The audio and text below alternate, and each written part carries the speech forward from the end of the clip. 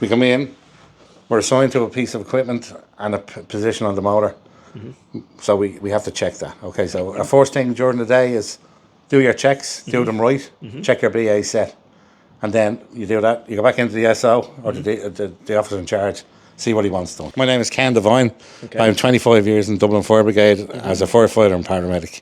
Okay. So, and can you please explain to us a bit of what you're doing here? Well, our daily routine is we have a parade every morning at 9 o'clock and 6 o'clock in the evening, and you're assigned a position on the motor or on the ambulance.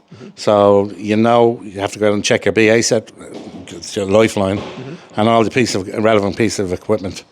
When they're all done, we go back into the office and the SO will tell you, get a cup of tea or whatever, and then he assigns you your chores. We could be mopping floors, the toilets, on the kitchen, cleaning out the rec room or whatever. After that, we do a drill, and then it's about lunchtime then. But our daily day goes as with the bells go off. So what happens there? Yeah. Hang on, just for a second. Bell test, Harvey. Okay, amazing. So this is the motor. So when you hear that noise, you can actually see the pole. We have a pole here. Some lads slide down the pole. Some walk down the stairs.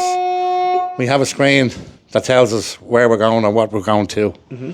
And then you get your gear on over here. I'll put the gear on in a minute there. That's what we look like.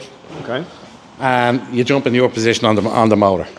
So that's real life every day. You could be in and out of the station 7 to 10 times a day. A lot of medical calls we are, because we're both dual trained. We're paramedics and firefighters. So if there's no ambulance available, they'll send 5 paramedics to your front door, which you can be very lucky in the Dublin greater area, because you're surrounded by hospitals and paramedics. No. Yeah. Can you please explain to us what's inside there? Yes.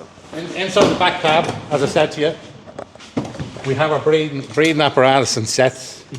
I might get one of the lads to throw one on, if he doesn't mind. Okay. In a minute, I'll go through the rest of the equipment. Okay, amazing. So, road traffic collisions.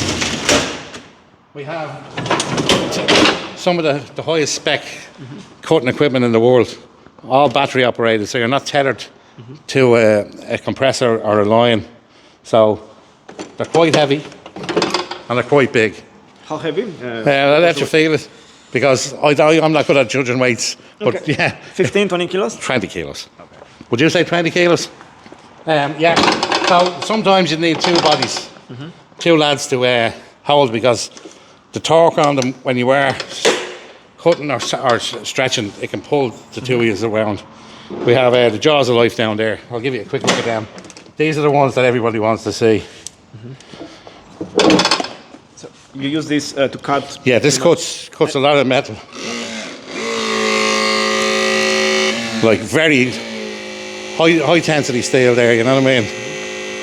So yeah, and as I said, battery operated, really, really good. For years we were going around with petrol generators, hydraulic generators, and you couldn't get in close enough. Now we can run around the car and have it taken apart in no time. Okay. Other than that, we have, this is what we call the master key. What is this for? Okay. This opens any door. You don't need this, a master key. Okay.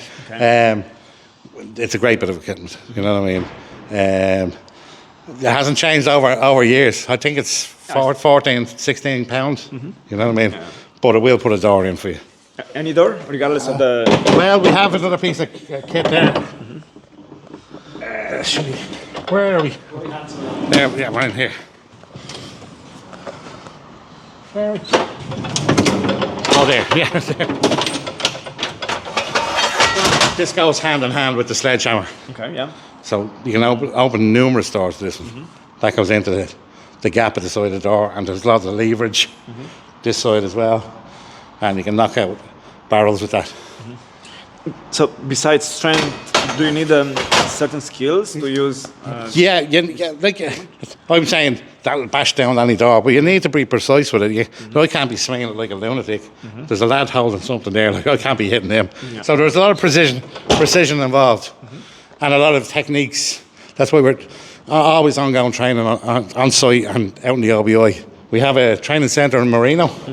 That's where we do our initial training. And I'm probably back there 4 times a year for upskilling and new techniques. What is the most important skill and technique that you need to work as a firefighter? You need to be able to listen to people and teamwork.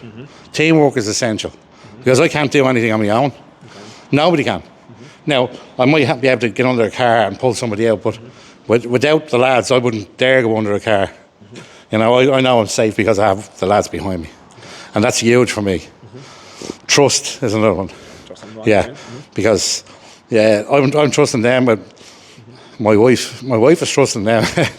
And my kids are trusting them every day to look after me and me to look after them, you know. Okay, so you mentioned several times that this team here is more than a team, it's your family. Yeah? I spend just as much time with these lads as I do with my own family at home. Ironically, when I go home, I sleep. When I'm with these lads, I don't sleep. So my kids probably don't see me. When I go home at 9 in the morning, they don't see me till 3 or 4 in the afternoon, which is huge, you know what I mean? I haven't seen them for 24 hours, so family is huge in this job, you know what I mean? It's, you know, we are a family in here.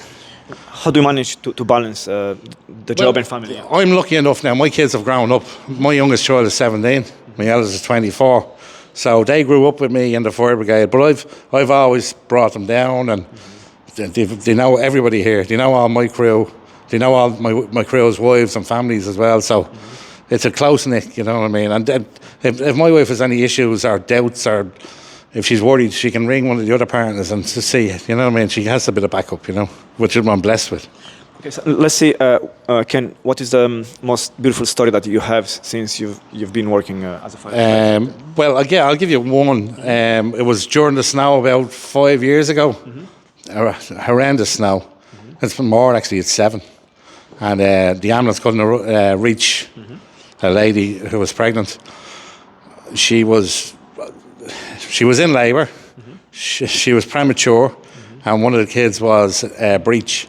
So we actually used the fire engine to bring her into Hollis Street Hospital, and I was with her for, say, 45 minutes, and I literally handed her over to the consultant and the midwife in the hospital. 4 minutes later, she gave birth to two twins, safe, sound, beautiful, and they come and visit me every March up to the station with cakes and that, and and they're doing that 7, 8 years now. So yeah, that's one of the nicest things. There's lots of tragedy in the job, lots of horrendous stories.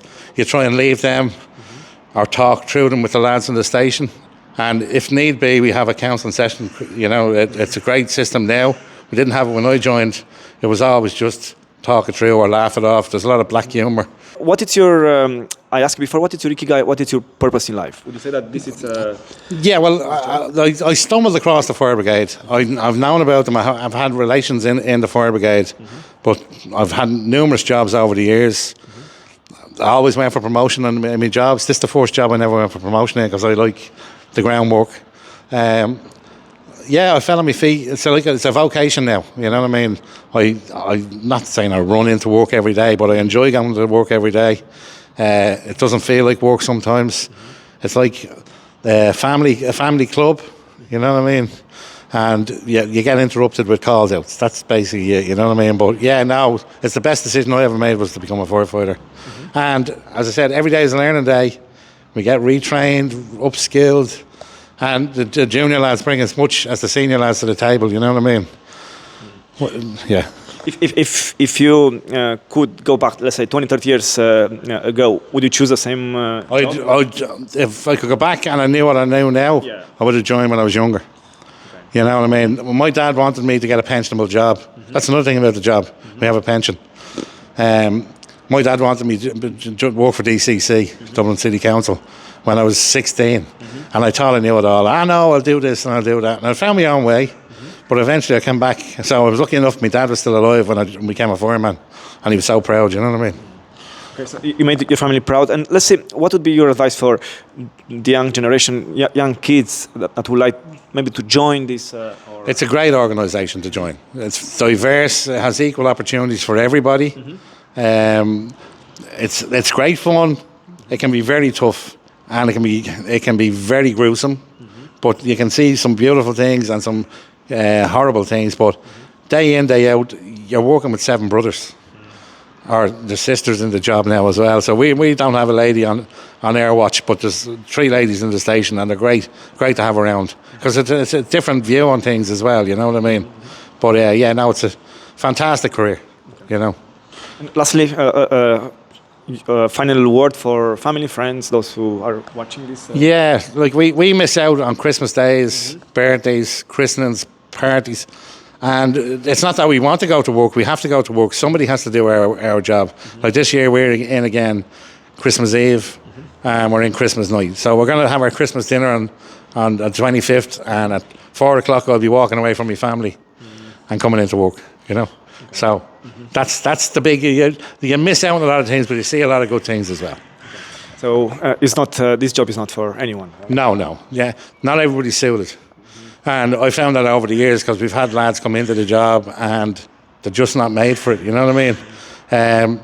It's a tough job, you know, physically and mentally more so, you know, because we see people at their lowest and their worst, you know what I mean, and we see tragedies, you know what I mean? So, yeah, not a lot of people can handle that, you know. Okay. And the last question, I promise, for those who like to join you. Oh, definitely. I'd recommend it. Look on dccjobs.ie, and if you get if you get to apply, you're more than welcome up to Kilmine Fire Station. We show you around. Thanks so much. Yeah. Yes, you're more than welcome.